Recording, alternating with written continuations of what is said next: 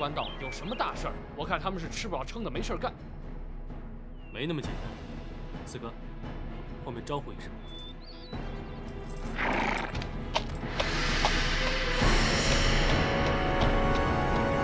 你们过来，接受盘查。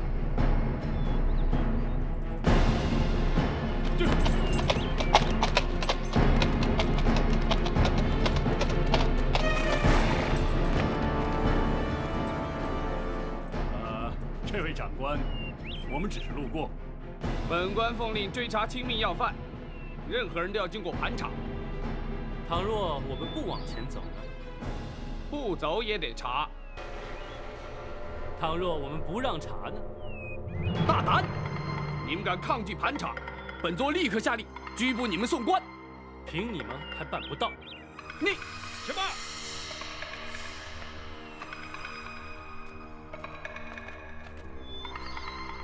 你们是哪里的官差？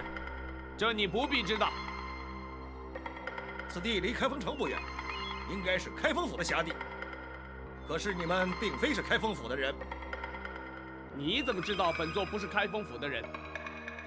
如果你是，你就该认得我。哦，你是什么人？开封府包大人座前侍卫赵虎。哈哈哈哈，好极了，我们等的就是你。上！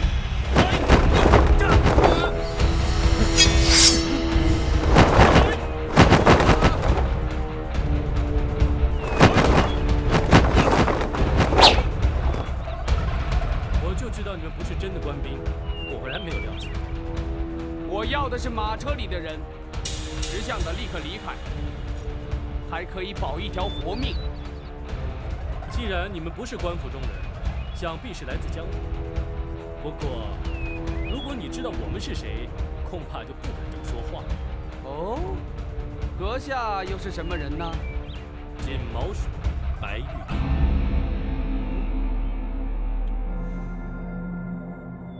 你不用看了，县空岛五署全在此，你还想拦我们吗？五位都是江湖豪杰，何必淌这官府的浑水呢？在下也是受人之托，还请五位不要插手。你错了，这件事县空岛五署管定了，你最好让我们过去，要不凭本事把我们留下。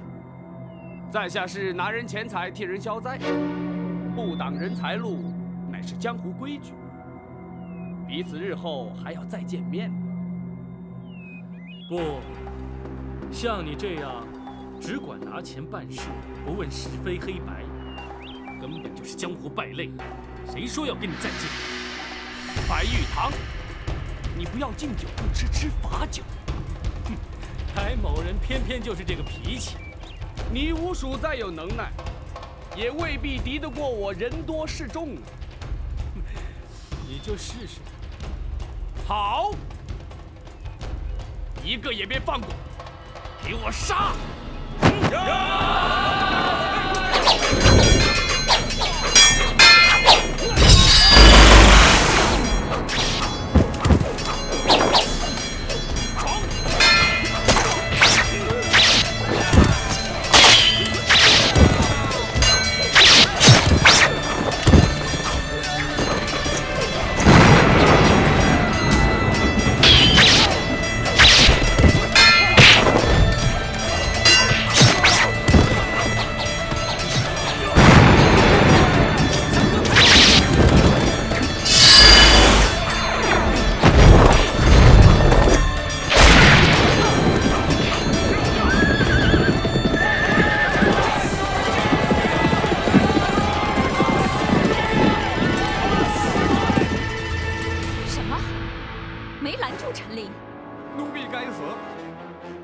抬起头来！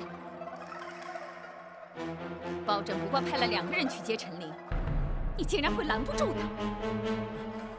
他？奴婢没想到包拯会派江湖人陪同保护，他们的人武功高强，奴婢的人根本不是他们的对手。江湖人，这包拯居然和江湖人串通一气，看来他是早就有了准备。陈令如今人在何处？他已经进了开封府。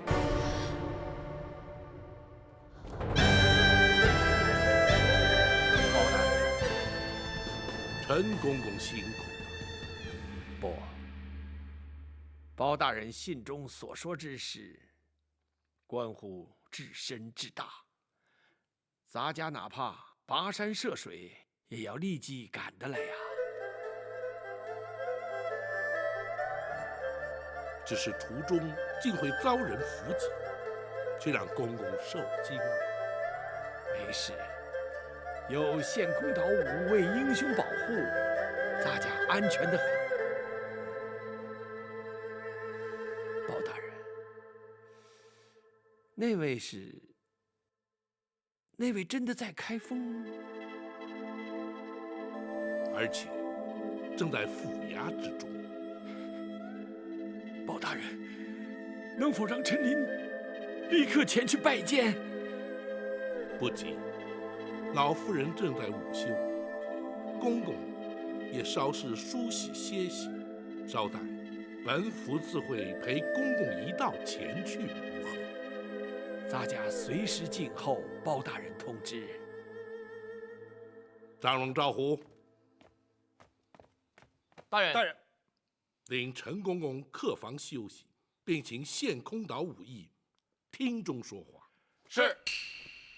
谢包大人。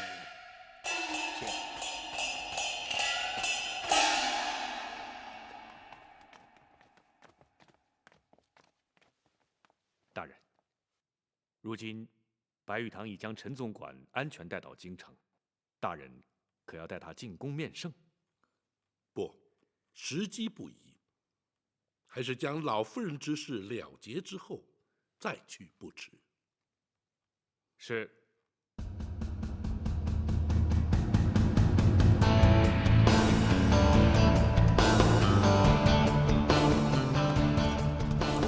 包大人，无畏请起。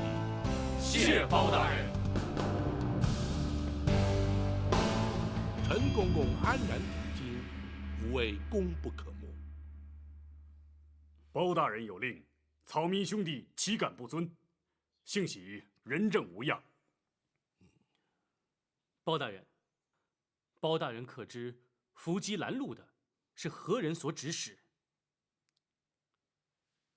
陈公公是本府侦办重大案件的人证，那指使伏击之人自然与本案有关，只是如今尚在查证阶段，本府不便透露。包大人办案有用得着我们草民兄弟之处，请尽管吩咐，我们定当全力以赴。对，包大人只要招呼我们一声就行。不敢有劳五位，此案牵涉太广，五位不宜介入。包大人，你也太瞧不起我们了，有我们加入，保证能帮包大人立刻破案。二弟，不得无礼。二哥，包大人不要我们介入此事，必有缘由，我们听命就是了。哎，并非本府不愿领情，只是五位介入，虽然对本案有所助力，却也可能因此而引人注意，反而有碍办案。届时岂非适得其反？包大人，可否听白玉堂一言？请讲。陈公公返京途中，对方伏击不成，势必会再度尝试。陈公公虽已在开封，却仍处险境。倘若仅留白玉堂一人暗中保护，既不会妨碍包大人办案，又可确保人证安全。如此一来，岂非两全其美？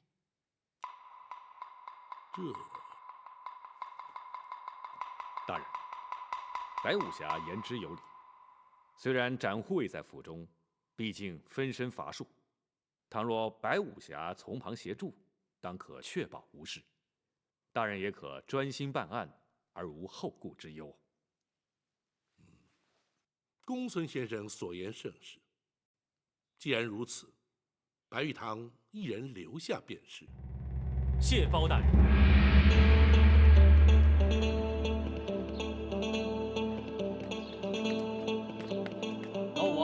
你也太不够意思了。结果你一个人留下来，我们几个还得回献空岛，什么热闹也看不了。就是啊，我们也不走。你们这是干什么？武帝留下来是对包大人办案有帮助，你们跟着凑什么热闹？武帝留下来不但对包大人有帮助，对自己也好。徐三侠毕竟看得透彻，包大人要白武侠将功赎罪，保陈公公进京。若是再能确保他的安全，日后大人在皇上面前就更好说话了。公孙先生，白玉堂此举并非只为了将功赎罪。哦，我与展昭谈过之后，才明白他投效包大人的原因。南侠都能因包大人为官清正而仗义投身官府，白玉堂为何不能略尽心力？休说只是为了保护陈公公，便是赴汤蹈火，亦在所不辞。白武侠豪情义举，公孙策由衷佩服。武帝，大哥可是觉得小弟与之前大有不同？不错。以前你一直心高气傲，更不屑与官府为伍。如今看来，好，做大哥的以有你这样的兄弟为荣。小弟惭愧。好极了，老五，真有你的。二哥也就不再啰嗦了，这就乖乖的回献空岛去。多谢二哥。哎，五位，五位，为防人耳目，还请白武侠与各位一起离开府衙，再悄悄转回来，方能收暗中保护陈公公之效。公孙先生顾虑周到，白玉堂谨遵台命。哈哈。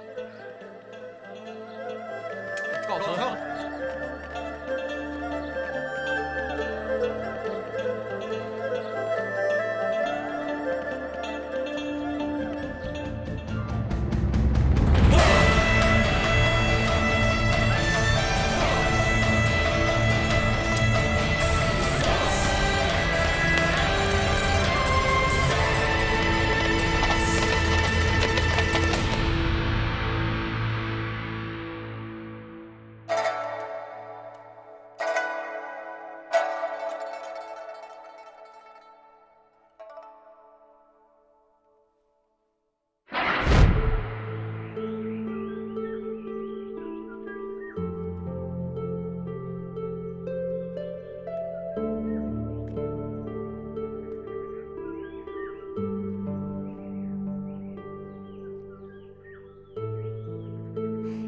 小小的金丸，竟然会是日后被封为皇后的凭证，真是太不可思议了。母以子贵，虽说是传统，可是也太没道理了。孩子临盆还早，妹妹何必又想那么多呢？如果真的生了儿子，皇上真的会封皇后吗？君无戏言，当然会了。我想，只要我们的孩子平安降生，健康快乐的成长，我就心满意足了。姐姐比我先怀孕，自然会先生。那么将来，姐姐就是皇后了。现在生男生女还不知道呢。就算生了儿子，被立为太子又如何呢？你我姐妹情深，我的儿子就是你的儿子，太子是谁生的又有什么区别呢？可是太子毕竟只有一个，皇后也只有一个啊。妹妹，听我一句，权势富贵固然迷人，可是安详和乐更为重要。我们何其幸运被选入宫中陪伴皇上，可我们又何其不幸与家人断绝往来。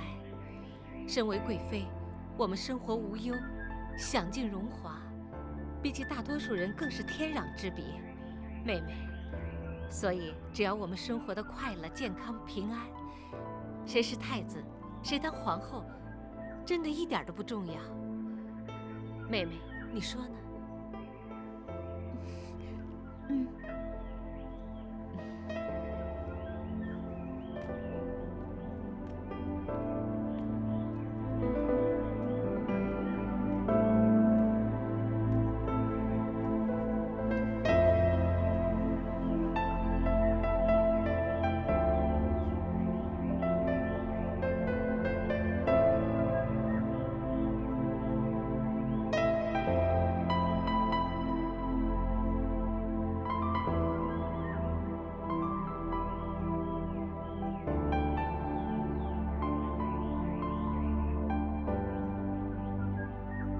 娘娘，娘娘，娘娘，如何？那些江湖人已经离开，开封府一切正常，并无异样。看来他们正在密谋对策，随时可能有所行动。娘娘，奴婢从头到尾的仔细想了一遍，这实在不明白，他们又能对娘娘如何呀？怎么说？当年是先皇下旨赐死李妃，这火烧冷宫是总管秦凤自己干的。这狸猫换太子，只有寇珠参与其中，而寇珠却又早已命丧九泉，他们怎么追也追不到娘娘身上啊！郭淮，你跟着哀家30几年，竟然会如此懵懂？请娘娘明示。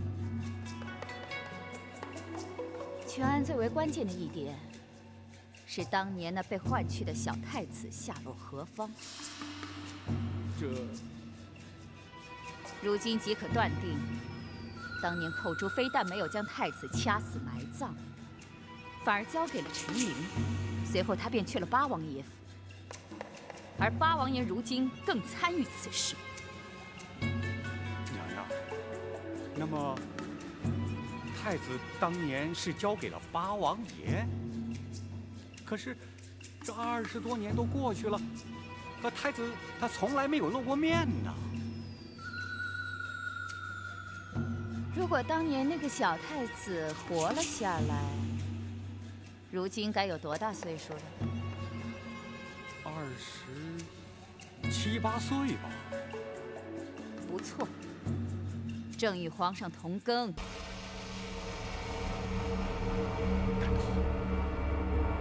难道不可能？娘娘，要是果真如此，那岂不是大事不妙吗？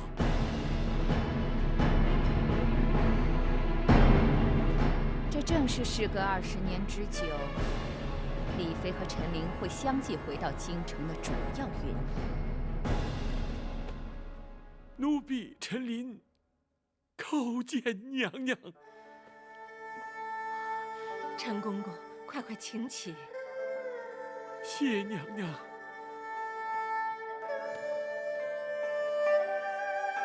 奴婢安排失当，让娘娘流落民间20年，奴婢罪该万死，请娘娘恕罪。公公不要自责。当年若不是公公冒死相救，哀家又岂能活到今天？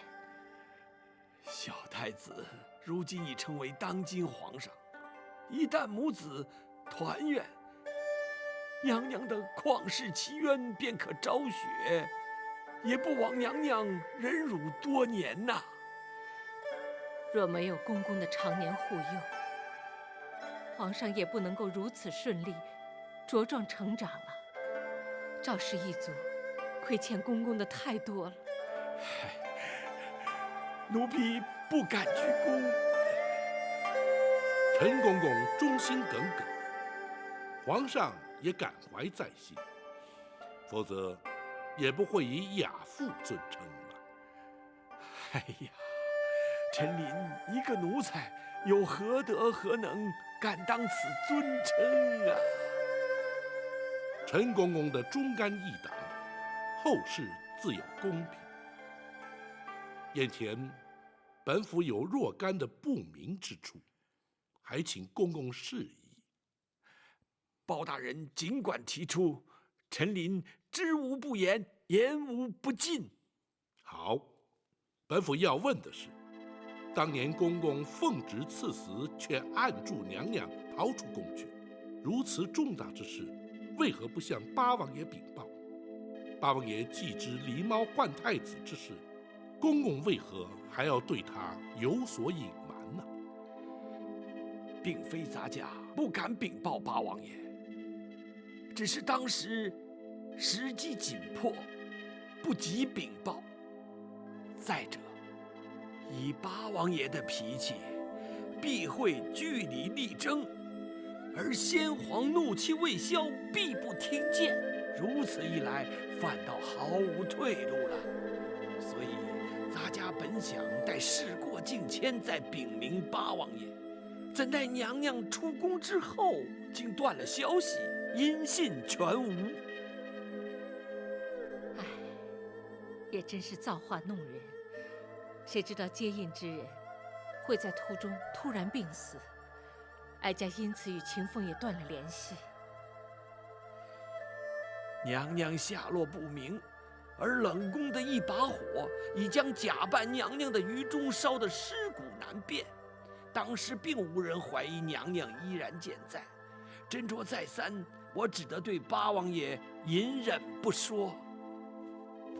陈公公，后来皇上继位，大权在握，陈公公因何没有伺机向皇上奏明当年往事啊？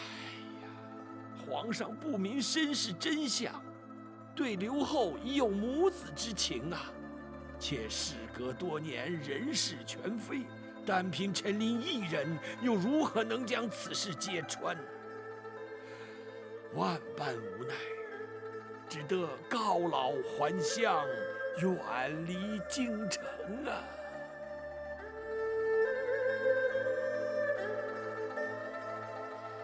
换做任何人，恐怕也无能为力。本府尚有一事，百思不得其解。娘娘逃离后宫当夜，冷宫当即遭到火焚，想必不是巧合。不知陈公公可知其中内情？冷宫失火，乃是秦凤自焚呐。你待怎讲？当郭槐验过尸首，离开冷宫之后，咱家愈想愈担忧。没想到，还真的把郭槐给瞒住了。狱中这条小命，总算没有平白牺牲啊。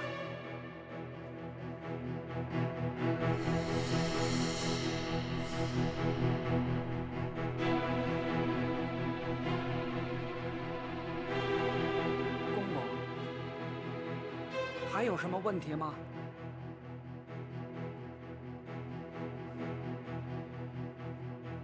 瞒得了郭槐，只说明在后宫没人知道是于中假扮了你娘娘，那就行了。明儿一早，神不知鬼不觉的，就把这尸首送出宫去了。然后呢？交开封府，收敛埋葬啊。问题就出在这儿了。开封府必然依法验尸而后埋葬。于中和你我一样都是阉人，可是男女毕竟有别呀。能瞒得过府里的仵作吗？一旦仵作发现真相，必向宫中回报，郭槐还是会知道。哎，怎么办呢？嘿，公公，你有办法吗？百密而一疏啊，如今也无法可施。但愿在他们发现真相之前，娘娘已安全脱身。可是，他们却会找上我们。不错，他一定会将我们举发，公然违抗圣旨，私奏娘娘出宫，恐怕死罪难免啊！秦凤，咱家虽死不足惜，只是却拖累了你呀。不，祝娘娘脱困出宫，乃秦凤自愿。如果因此而丢了性命，也可以和于中作伴，至少不会让他专美于前。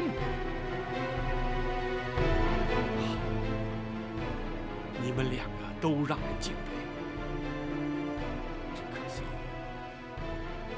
娘娘虽逃出宫去，被扣上抗旨潜逃的罪名，或许永远也没有平反之日。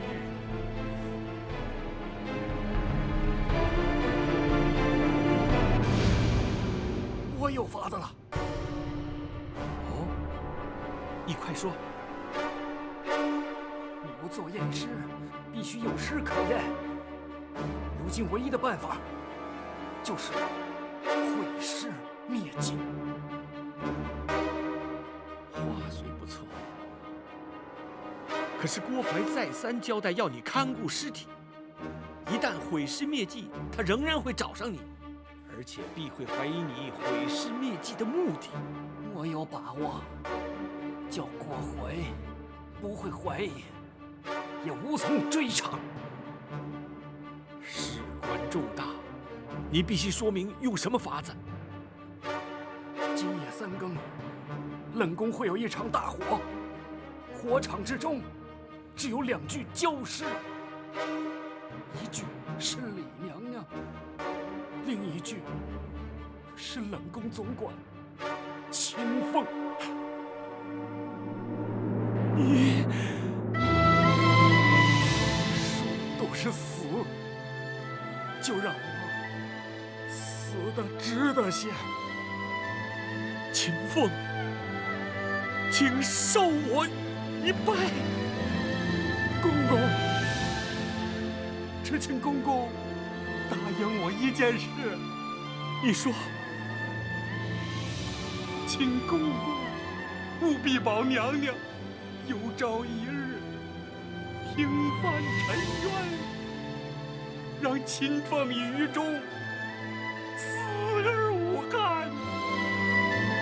秦凤留下了宫外接应娘娘之人的联络方法，当夜冷宫起火，我没敢去火场，怕的是难掩悲伤露出痕迹。秦凤虽死，却掩盖了真相，没有让郭槐起疑。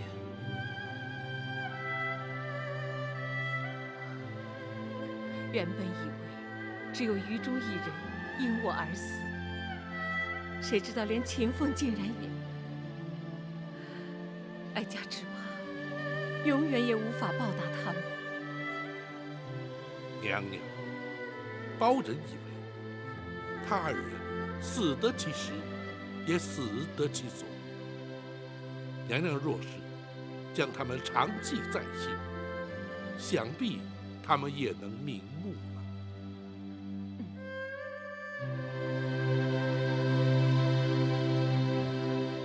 陈公公，学生有疑问想要请教。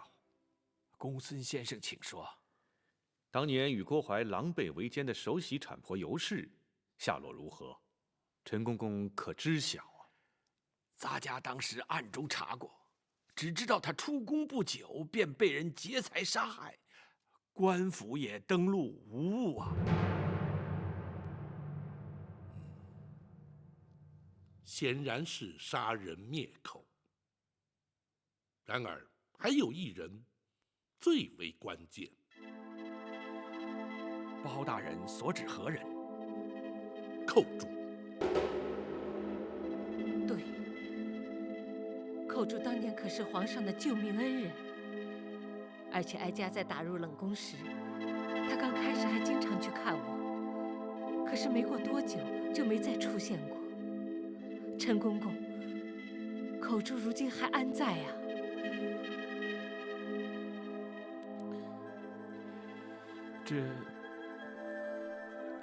陈公公，寇珠可说是此案关键，对大人平反此案帮助甚大。不错，若是能有寇珠的证词，远胜于其他。莫非寇珠竟然也……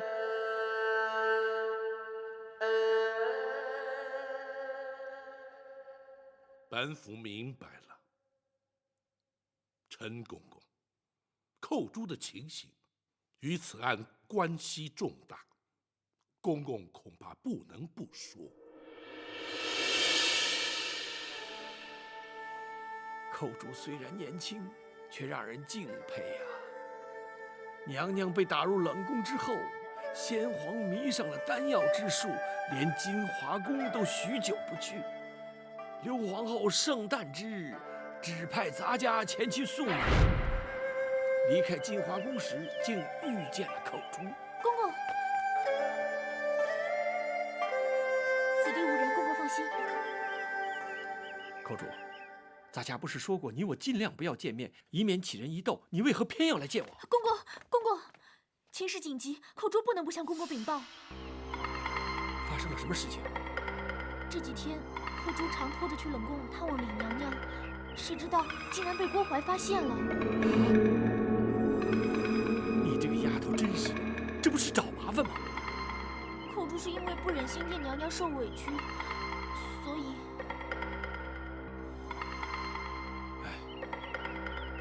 你赶快向郭槐认错请罪，任他处罚，相信不会有什么事的。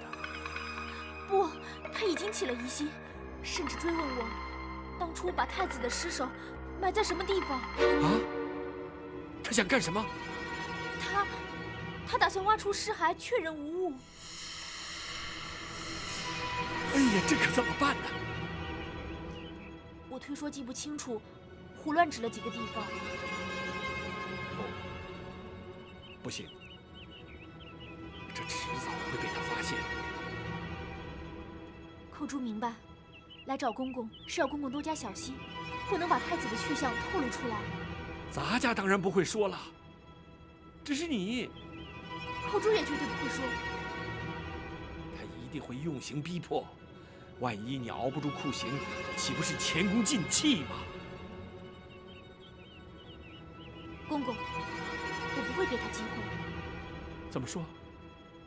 我会尽量忍，实在忍不住，寇珠会矢口否认，以死明志，让他认为的确是冤枉了我。哎呀，你这个丫头啊！哎，公公一定要尽全力保护太子长大成人，寇珠也就心满意足了。寇珠啊！公公保重。寇珠不过是金华宫一名小小的程御侍，竟然会有如此惊天动地的气魄。陈公公，那寇珠后来究竟如何？寇珠虽然意志坚定，却令我一直忐忑不安呐。唯恐他熬刑不过，求死不能，而供出太子去向。于是每日前往金华宫大探究竟。见过陈公公。郭总管可在宫中？回公公，郭总管陪娘娘在御花园赏花呢。哦，这是皇上要咱家给娘娘送来的点心，娘娘回宫之后立即呈奉。是。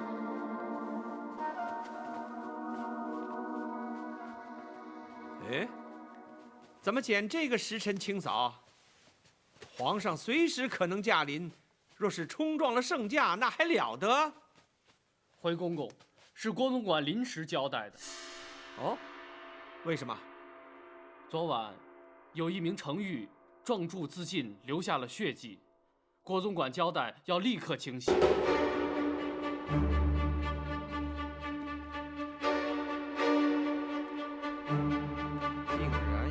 在宫中自尽，那岂不是惊吓了娘娘？所以郭总管才陪娘娘去花园散心。你可知那名程御是因何自尽的？啊，听郭总管说是思乡心切，想逃出宫去，被抓回来之后畏罪自杀。她叫什么名字？寇珠。忠心刚烈的奇女子，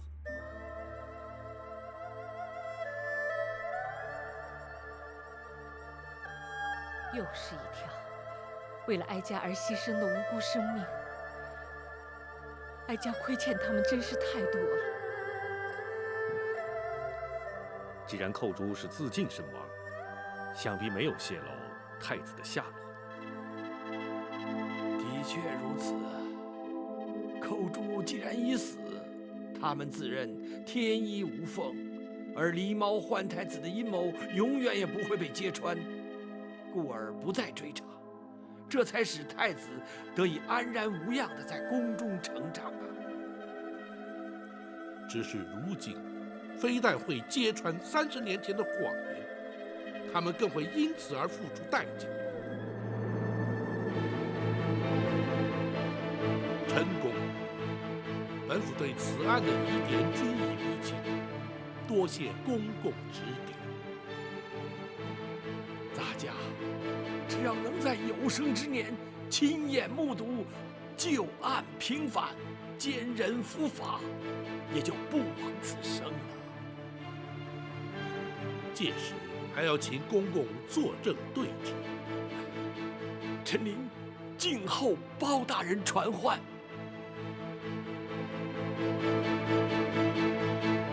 宝卿，臣在。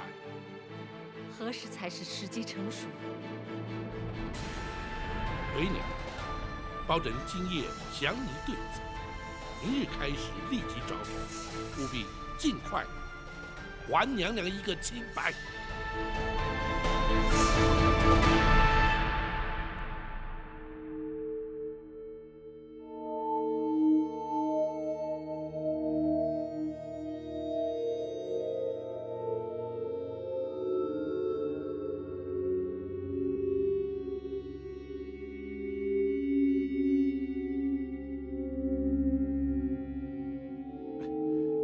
奴婢郭槐告进。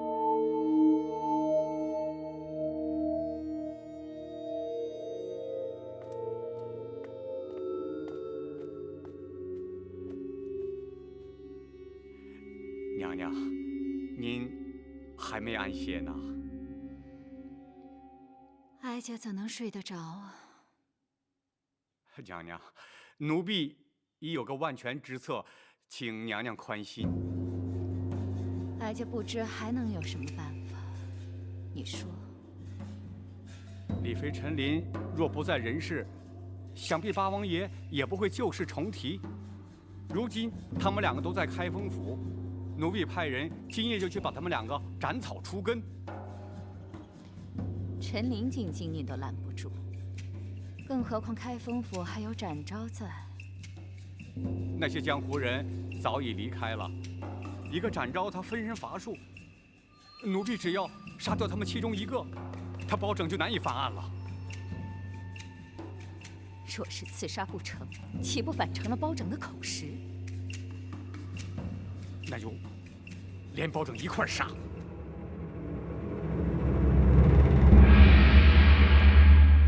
大人可是已有对策？寇珠、秦凤、于中，甚至于加上产婆尤氏，有4条人命牵扯其中。如今已不单是为娘娘平反，而是涉及无辜命案。本府明日一早立刻去见八王爷，开始侦办。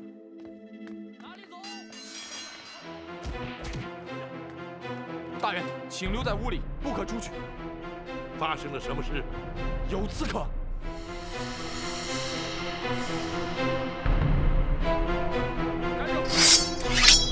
何人？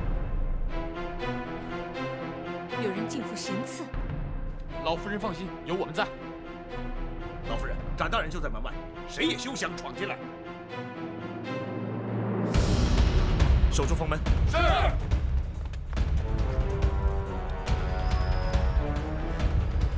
你们绝没有机会得逞。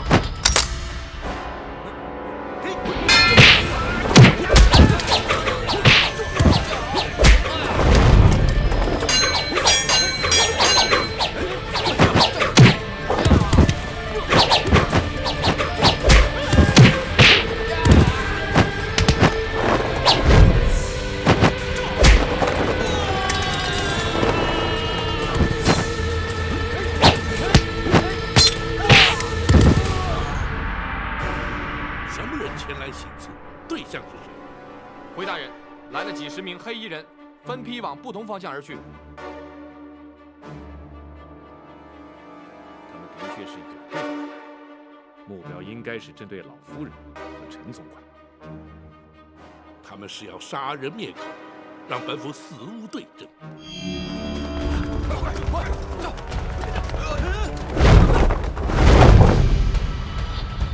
白玉堂在此，你们修中了调虎离山之计，去保护包大人，这里就交给我。走！你们还等什么？动手吧！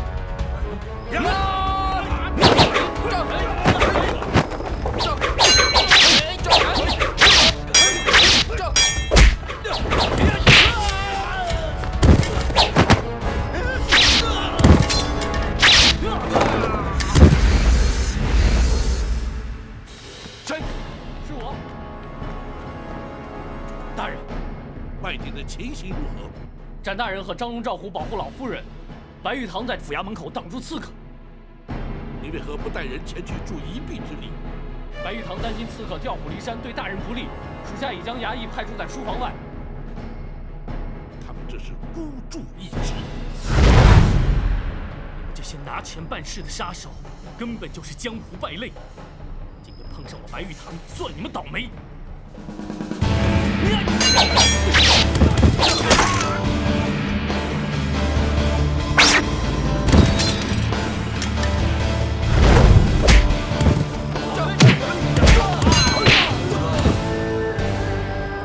詹某不想多伤人命，你们放下武器，束手就擒，或许还能免于一死。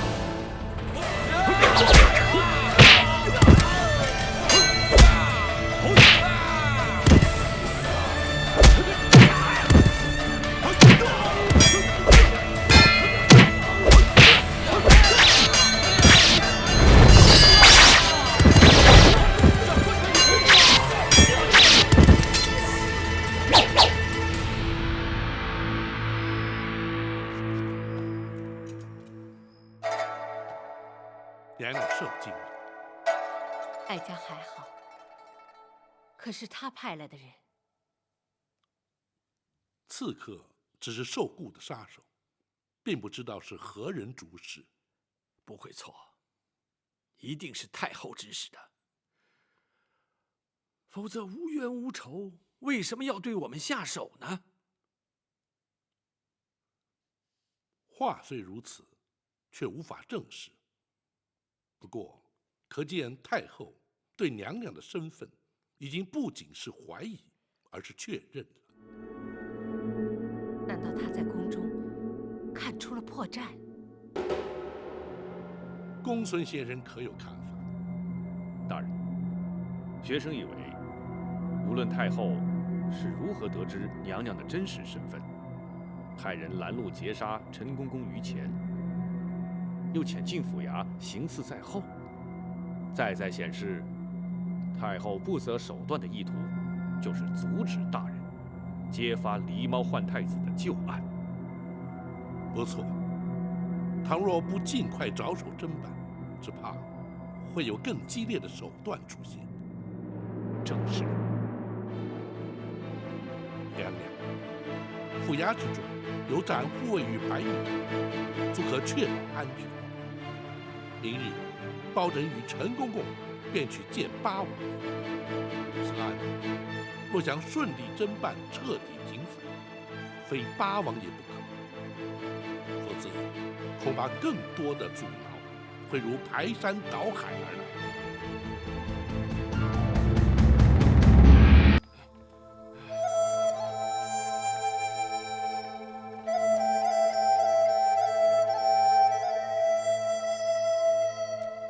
若不是有你在，陈公公只怕已遭人毒手。只要包大人不嫌弃我再次妨碍办案就行了。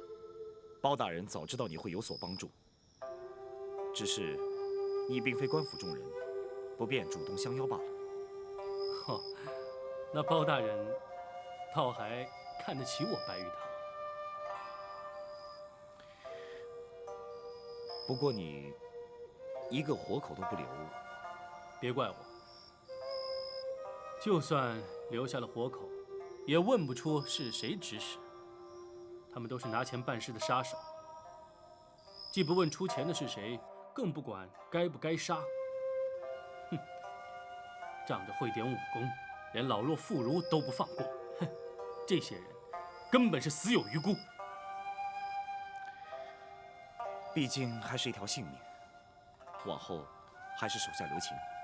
哦，这有点不像江湖人的作风啊。是受包大人的影响吗？展某曾经是闲云野鹤，仗剑江湖，快意恩仇，过的也是刀口舔血的日子。但认识包大人之后，对人命的看法已经有所不同。正如包大人所说，人命关天，这也是包大人断案判刑最在意之处。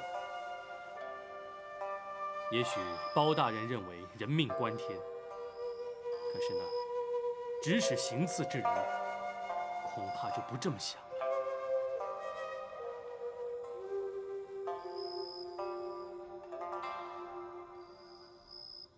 奴婢该死，没想到那帮杀手根本就没用。所以李飞和陈琳都好端端的活着。是，奴婢会再想法子。不必了。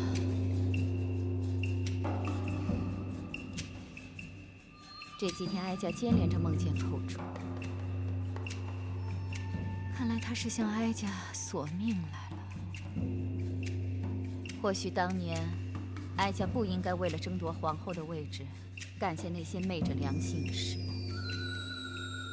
如今报应终于来了。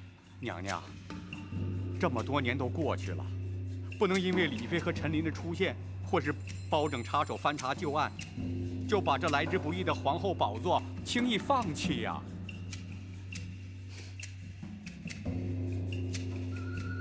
不放弃行吗？当然行啊，娘娘，你可别忘了，还有皇上啊。皇上？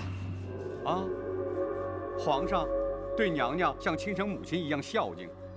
别说是李妃陈琳，就算是寇珠死而复生，只要娘娘您和奴婢矢口否认，那皇上相信呢，毕竟还是娘娘啊。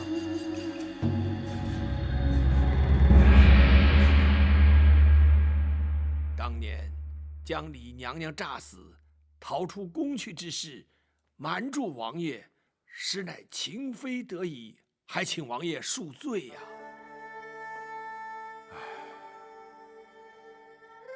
本王又岂会料得到，其中竟会有如此的曲折。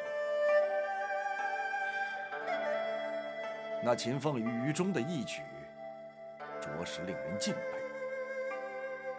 却又令人扼腕。若非如此，又怎能保住娘娘的性命？他人求人得人，换得的是天理昭彰，报应不爽。不错，那刘太后与郭槐，至今有以为天衣无缝，可以只手遮天，哼，却万万没有想到，这李妃尚在人间。不，他们不但知道，而且昨夜还派人前往府衙，企图行刺娘娘与奴婢呀。什么？幸亏展护卫与白玉堂均在，娘娘安然无恙。真是岂有此理！他们竟然想杀人灭口，真是无法无天了。好，本王立刻进宫，向皇上说明一切。王爷请慢。包大人，你前番要本王忍耐，等陈公公进京之后再去面圣。如今真相已明，又何须等待？王爷，并非包拯要等，而是必须先与王爷商定对策。哼，事实俱在，只要向皇上禀明一切，又何须对策？王爷，皇上始终自认是王爷亲生，若是直言相告，皇上又将情何以堪？包拯认为，还是循序渐进，婉转秉承较为妥当。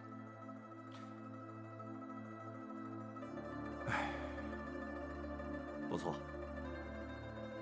如果要他立刻接受，的确也太残酷了一些。此外，皇上仁厚孝敬，对刘太后敬之若母，如今却在一夕之间，太后竟成戕害生母的罪魁元凶。面对如此局面，皇上势必难以承受，无法释怀。陈琳，奴婢在。皇上自幼进宫，便由你陪伴成长。依你之见，皇上将会如何呀？回王爷，生育之恩与养育之情，对皇上同等重要。奴婢认为，除非是刘太后坦诚罪状，否则皇上是绝不会忍心降罪的。要他认罪，谈何容易？王爷，若要拿郭槐认罪，却并非不可能。包大人是要从郭槐身上着手。正是。那郭槐做贼心虚，定然不肯由包大人传唤审讯。刘太后心知肚明，也绝不会放人。包大人又如何能让那郭槐认罪呢？包拯倒有意见，只是必须陈公公协助才行。包大人，有用得到陈琳之处，尽管吩咐。若用此计，陈公公先得进宫面圣。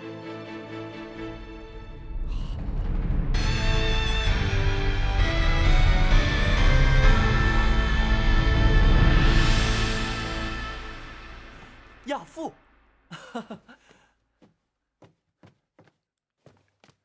坐。亚父，你是何时回京的？回皇上，奴婢昨日才进京。自从亚父告老还乡，朕总是不习惯，总觉得身边少了些什么。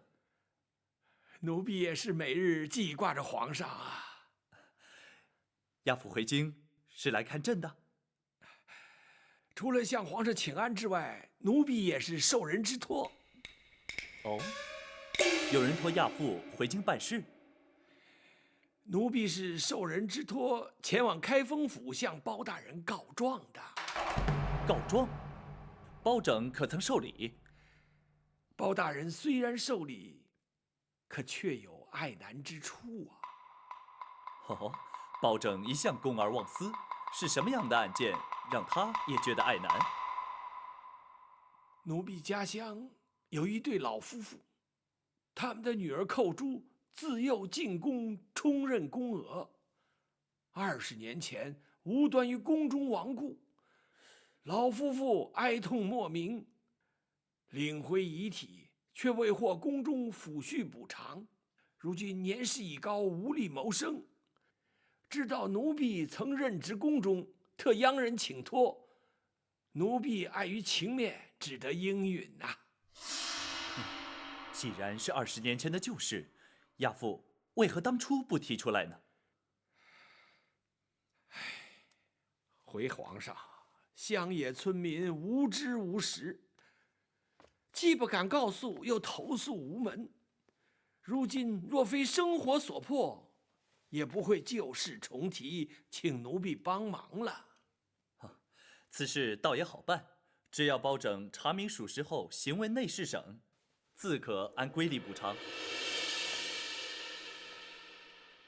包大人也是这么说，可是要查明属实，却需传唤人证，包大人就难在这儿。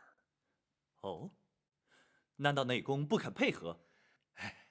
倒也不是，只是当年寇珠隶属金华宫，如今郭公公已随太后娘娘转任至仁寿宫，总管后宫。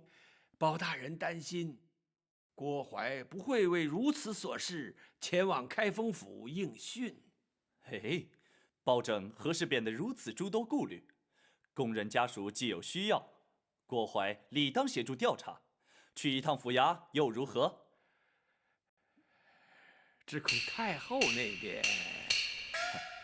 母后一向讲理，要不朕命人前去通知郭槐，要他依包拯传唤前往府衙如何？谢皇上。亚父回京住宿何处？要不还是回宫里住吧，这样朕也可与亚父多做亲近。回皇上，奴婢既然受托前来告状，还是住开封府较为方便。一旦了结此案，立刻进宫服侍皇上。好，朕就等你入宫。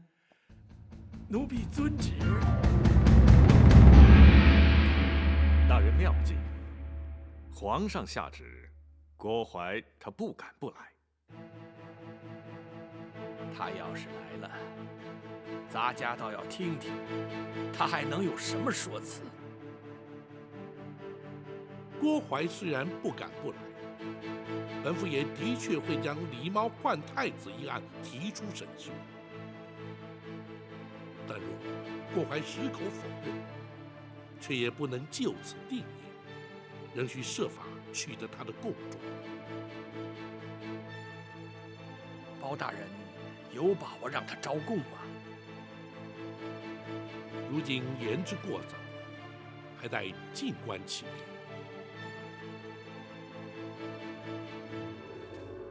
要你去开封府应讯，皇上怎会下这样的旨意？都是那陈琳使的小计，让皇上误以为只是让奴婢去做个见证。什么见证？证明寇珠当年乃是在宫中身亡。寇珠，娘娘放心，那陈琳只是假借寇珠家属请求抚恤补偿之名，奴婢就成全他，交内侍省拨点银两就可以结案了。难道包拯不会利用此案牵扯出当年旧案吗？娘娘请放心，奴婢自有办法让他包拯白费心机。不，包拯人称青天有名的断案如神，你不能去冒险。哀家去见皇上，请他收回成命，免除你去开封府应讯。娘娘不可。有何不可？奴婢若是不去，那岂不显得心虚？包拯势必就会借机大做文章，借题发挥，甚至在皇上面前扯出旧案来，你反倒顺了他们的心意啊！倘若你去了，难保不会陷入包拯问案技巧，落入圈套的。娘娘，奴婢自会掌握分寸。一旦包拯提及狸猫换太子一事，奴婢就会矢口否认，任他包拯如何断案如神，也难从奴婢口中套出半句话。倘若他对你用刑，受刑不过，你必定还是会招供。娘娘，包拯他一向以清官自诩，而不耻于动辄滥用三目之刑的酷吏，奴婢相信他不会动刑的。若是他一反常态，真的用刑，你又当如何？他若是严刑逼供，奴婢事后也会翻供，依旧让他白忙一场。哀家还是难以安心。娘娘，奴婢去开封府应讯用不了多长时间。倘若娘娘还不能安心的话，这入夜之后，奴婢若是还没回宫，娘娘再去向包拯要人也不迟啊。好吧，你自己要当心。谢娘娘关心。既然是非去不可，就别让包拯小觑了你。带着后宫的卫队同去，也好壮壮声势。是。少时郭淮必是有备而来，要想从他口中取得供词，绝非易事。不知公孙先生有何看法？若非皇上下旨，郭淮必不肯前来。错过了这次机会，若想再传他，恐怕难上加难。若依学生之见，有在必要之时，大人不妨考虑用刑。不，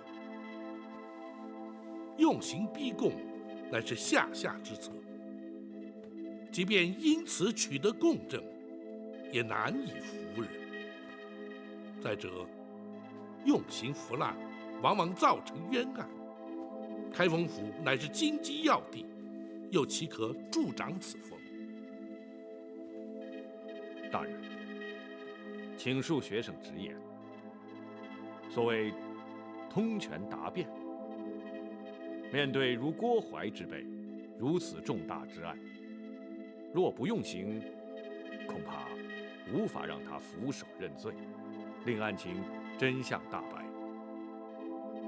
正因为郭淮并非一般的刁民恶吏，李茂换太子一案更非一般刑案，所以更要谨慎，稍有不慎，必生争议。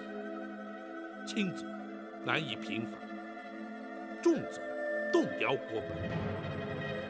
公孙先生，你我必须绞尽脑汁，另谋良策，让那郭淮伏法认罪，而不能依仗三目之刑受人口实。是，学生明白。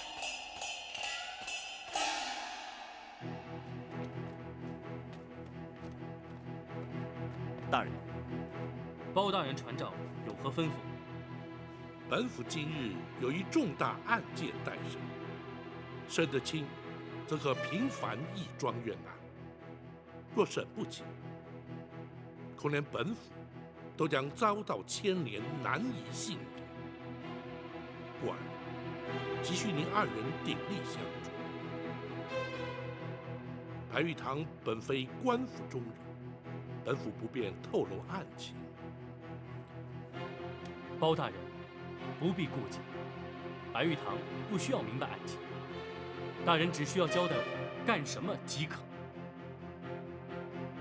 好，老夫人的安危就由你来负责，若有其他需要，再知会于我。好，我现在就去。大